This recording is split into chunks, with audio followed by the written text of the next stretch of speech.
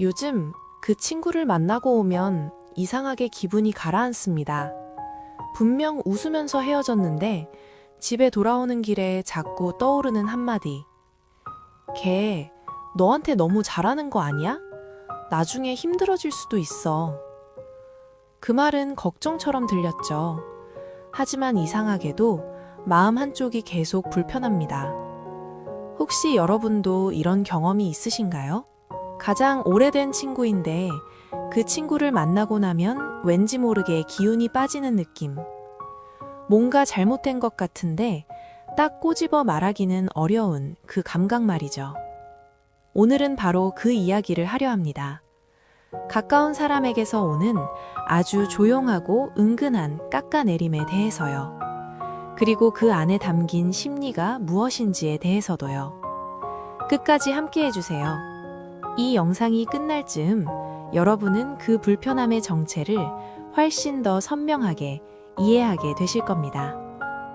그 친구와는 10년 넘게 알고 지냈습니다. 학창 시절을 함께 보냈고 서로의 연애사를 누구보다 많이 알고 있었죠. 이별 후 술에 취해 울던 밤도 다시 시작하겠다며 다짐하던 순간도 함께였습니다. 그래서 이번 연애를 가장 먼저 알린 사람도 그 친구였습니다. 처음에는 누구보다 기뻐해주는 듯 했죠. 이번엔 좀 다르네. 그 말이 응원처럼 들렸습니다. 이상한 변화는 아주 사소한 장면에서 시작됩니다. 제가 데이트 이야기를 꺼내면 그 친구는 미묘하게 말을 끊습니다. 그래도 너무 빨리 빠지는 건 조심해야지. 사람은 오래 봐야 알아. 틀린 말은 아닙니다. 하지만 그 말에는 늘 그러다 상처받을 거야 라는 예고가 따라붙죠. 어느 날은 이런 말도 했습니다. 너 예전에도 처음엔 다 좋다고 했잖아. 웃으며 말했지만 그 순간 공기가 살짝 식었습니다. 처음에는 제가 예민한 건가 싶었습니다. 친구가 걱정해주는 걸 왜 불편해하는 걸까? 혹시 내가 들떠 있어서 현실적인 조언이 거슬리는 걸까? 그래서 한동안은 일부러 연애 이야기를 줄였습니다. 괜히 자랑처럼 들릴까봐, 괜히 상대를 비교하는 말이 나올까봐요. 그런데도 묘한 말들은 계속 이어졌죠. 요즘 연락 자주 안 되지. 너만 좋아하는 거 아니야? 그 말이 마치 기다리고 있는 사람처럼 들릴 때가 있습니다. 여기서 우리는 한 가지 질문을 하게 됩니다. 왜 어떤 사람은 가까운 사람의 행복 앞에서 완전히 편안해지지 못할까요? 심리학에서는 이를 사회적 비교라고 설명합니다. 우리는 끊임없이 주변 사람과 자신을 비교하는데요.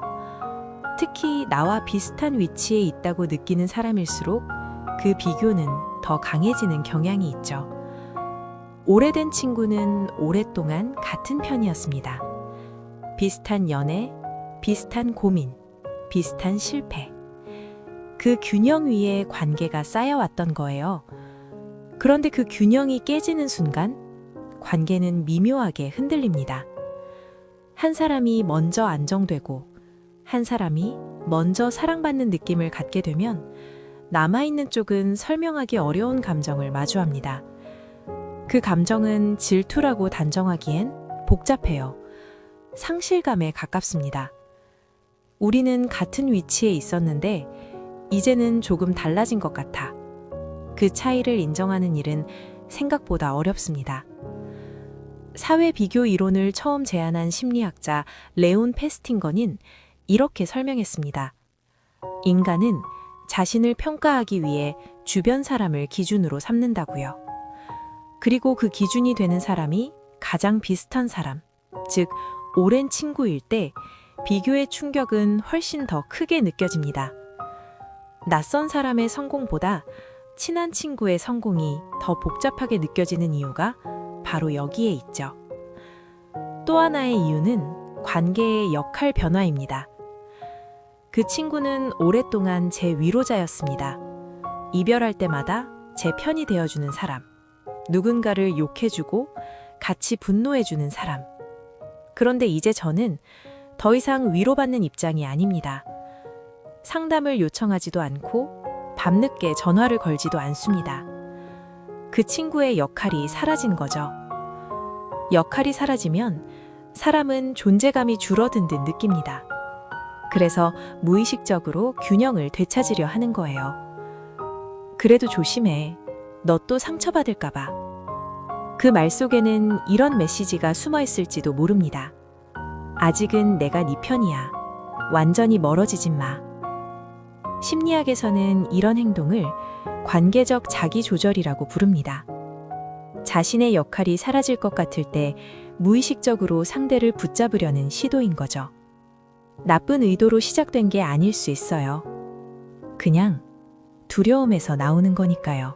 물론 모든 경우가 그렇다는 건 아닙니다. 정말로 걱정하는 친구도 있어요. 하지만 그 걱정이 반복적으로 당신의 기쁨을 깎아내린다면 그건 단순한 조언을 넘어선 신호일 수 있습니다. 그렇다면 어떻게 구분할 수 있을까요? 진짜 걱정과 은근한 깎아내린 사이에는 몇 가지 차이가 있습니다. 진짜 걱정은 한 번 이야기하고 넘어갑니다. 당신이 괜찮다고 하면 받아들이죠. 그리고 좋은 소식에는 함께 기뻐합니다. 반면 반복되는 경고는 다릅니다. 당신이 아무리 괜찮다고 해도 계속됩니다. 좋은 이야기를 꺼내면 어느새 부정적인 방향으로 흘러가죠. 그리고 은근히 당신의 판단력을 흔드는 방식으로 전달됩니다. 그 차이를 느끼는 건 어렵지 않아요. 몸이 먼저 알아채거든요.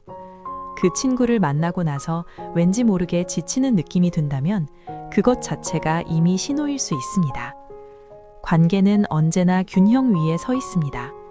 같이 힘들 때는 단단해 보이지만 한쪽이 먼저 행복해질 때 비로소 진짜 모습이 드러나는 거예요. 어느 날 저는 대화를 멈추고 관찰하기로 했습니다. 그 친구가 내 연인을 어떻게 부르는지, 어떤 표정으로 이야기를 듣는지, 칭찬보다 경고가 더 많은지, 그리고 한 가지를 깨달았습니다.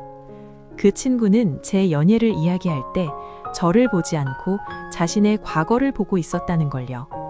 자신이 겪었던 상처, 자신이 놓친 기회, 자신이 아직 갖지 못한 안정, 그것이 제 이야기에 덧씌워지고 있었던 겁니다.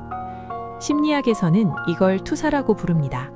자신이 처리하지 못한 감정을 다른 사람의 이야기에 얹어서 보는 현상이에요. 그 친구는 나쁜 의도로 말한 게 아닐 수 있습니다. 그냥 자신의 감정이 내 이야기를 통해 흘러나오고 있었던 거죠. 그 순간부터 감정이 조금 정리됐습니다. 이건 나를 미워해서가 아닐 수도 있다. 나를 잃을까봐 두려운 걸 수도 있다. 혹은 자신의 현재가 불안정하기 때문일 수도 있다. 이해는 됐지만 한 가지는 분명했습니다. 제 기쁨을 줄이는 방식으로 관계를 유지할 필요는 없다는 것.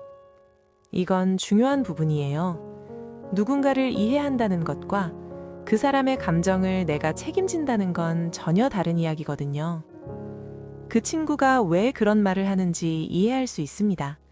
하지만 그렇다고 해서 내가 행복을 숨기거나 기쁨을 축소해야 할 이유는 없습니다. 그래서 저는 연애 이야기를 숨기지 않되 인정받으려 애쓰지도 않기로 했습니다. 반응이 미묘해도 설명하지 않았습니다. 변명하지도 않았죠. 그 친구의 감정은 본인의 몫이니까요. 이 부분이 생각보다 어려울 수 있어요. 오랜 친구일수록 더 그렇죠. 그 사람의 반응에 맞추느라 나도 모르게 내 감정을 조정해온 시간이 길기 때문이에요. 하지만 심리학에서는 말합니다. 경계는 상대를 밀어내는 게 아니라 나를 지키는 선이라고요. 그 선을 긋는 것이 관계를 망치는 게 아니라 오히려 관계를 더 건강하게 만들 수 있다고요. 흥미롭게도 거리를 조금 두자 대화가 달라졌습니다. 그 친구도 더 이상 노골적인 경고를 하지 않았어요. 대신 자신의 이야기를 꺼내기 시작했습니다.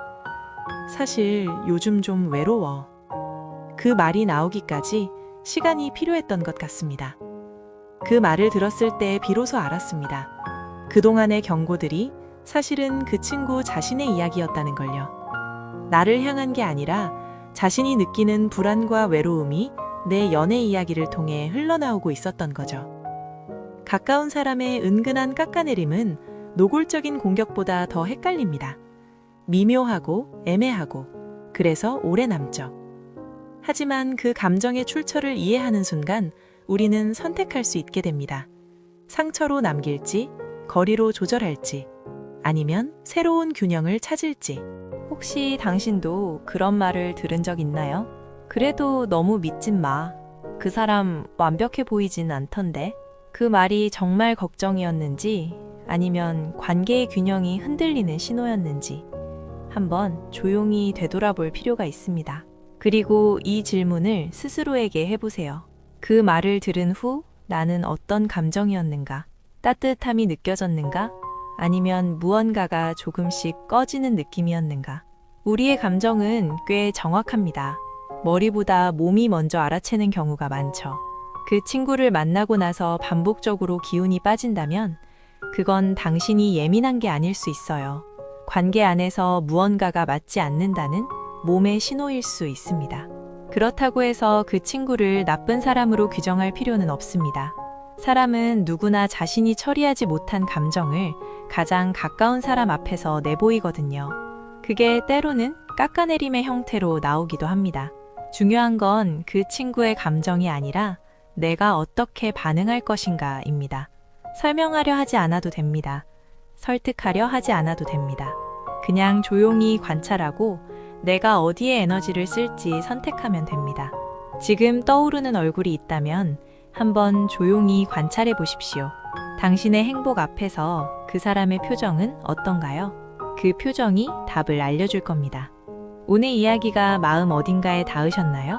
비슷한 경험이 있으셨다면 혹은 지금 이 순간 떠오르는 관계가 있다면 댓글로 조용히 꺼내보세요. 혼자 오래 담아뒀던 감정도 글로 꺼내는 순간 조금은 가벼워질 수 있으니까요. 오늘도 당신의 마음이 조금 더 밝아지길 바랍니다.